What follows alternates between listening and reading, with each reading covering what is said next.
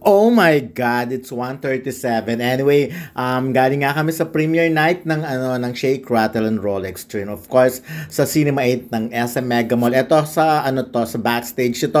And of course, ayan nga nakita niyo si Ninong Rai na-interview nga namin sa press con kamakailangan. At sinabi nga niya na mayroon siyang malapit na siya magkaroon ng anak at may partner nga siya ngayon. At yan nga, nagkaroon ng jowa reveal, pinakilala niya sa amin at nakita niyo naman pagkaganda-ganda ng babae, di ba? Sinabi nga niya na actually, aminado siya nung una, medyo duda siya sa intention ng girl, pero katagalan niya, nakilala niya. At yun, napatunayan niyang mahal siya. So, nagbiro pa nga siya ng kanya-kanyang fetish yun. At siguro nga daw siya yung katulad niya, yung kawangis niya ang fetish ng girl na ito. Siyempre hindi na namin alam yung pangalan. Tama na yung pinicturan lang namin, vinidyo namin, at saka at least sinabi naman niya, super proud siya. Sabi ko, ang ganda ng girl, ang ganda naman ng partner mo. Sabi niya, sabi niya ganon. So ayan, inulit-ulit ko lang tong video to para makita nyo. Actually, maganda nga yung imaginein mo, ang tagal niyang walang karelasyon, but eto nga finally, may jowa siya at magkaka-baby pa siya at ang ganda-ganda pa ng career niya. Alam niyo ba, sa premiere night,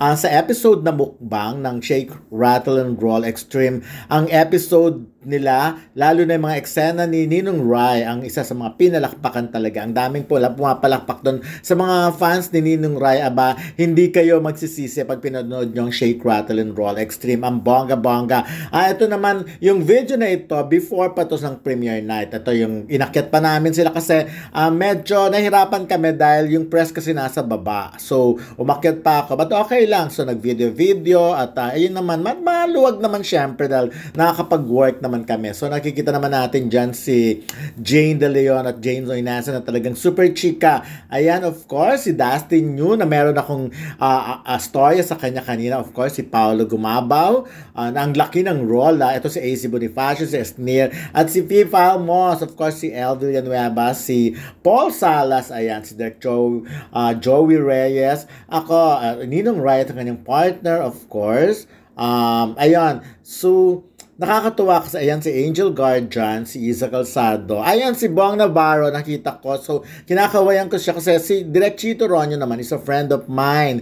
So, medyo hindi niya nakikita dahil meron siyang sa kabilang mata niya. So, kinakawayan ko siya at ako naman, unfortunately, dahil ayan si Rob Gomez, of course, na nakita naman ako ni si Donna Carriaga na by the way, napakagaling sa Pinay. Ayun nga, so kinakawayan ko siya at nakita naman ako ni Bong Navarro at sinasabi ko kay kumbaga tinatawag ko si Direk Chito. So yan, so si Isa Calzado, ayan si Jane Oinesa. At alam nyo sa backstage yan, sa part na to, makikita nyo kung paano talaga kinikilig talaga ako kay Jane De Leon and Janelle Salvador kasi parang si diba? Parang si Janela ang escort ni Jane sa premiere night na ito. Of course, although ang partner naman talaga niya ay si Paolo Gumabaw at napakaganda nung episode din nila. Talagang doon mo makikita na pwedeng action star talaga si Jane De Leon, Yun talagang siguro nadala niya pa yung pagiging Darna niya. At syempre, yan si Isa Calzado at si Angel Guardian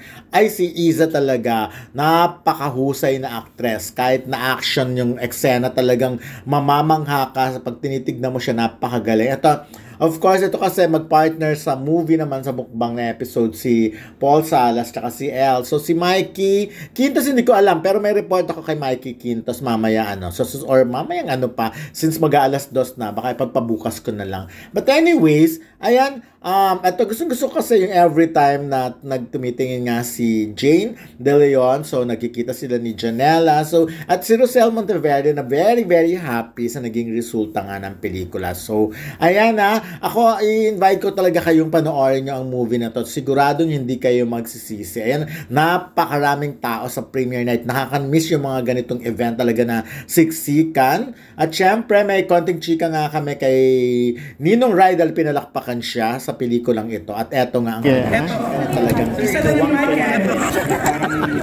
iba din yung ayan, congratulations sa lahat. Actually, lahat ng cast markado yung role, matatandaan mo talaga lahat ng eksena nila. Pero first question, Ninong Rai, kumusta? Kumusta nung napanood mo yung eksena mo sa pelikula? Bidang-bida, di ba?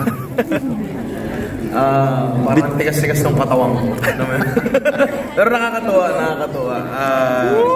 Hindi ko in-expect na gano'n siya lalabas. Pero sobrang ganda and nakakatuwa lahat ng episodes. Siyempre, yung una, medyo hanggang ngayon, iniisip ko pa rin. Yung uli, ina-anxiety pa rin ako hanggang ngayon kasi nakakapagod siya panoorin. Yung amin nakakatawa, pero at the same time, doon pa rin lahat ng elements na hinahanap natin. Ayan. Pero anong pakiramdam nung pinapalakpakan yung eksena mo? How do you feel? Medyo weird. Medyo weird. Di ako sanay kasi pag nagpa-vlog kami, wala naman tao, kami lang ngayon. Tapos ngayon, ang dami nakakapanood. And wala, sobrang kakaiba lang sa pakiramdam. Kaya salamat. Ayan. Thank you very much.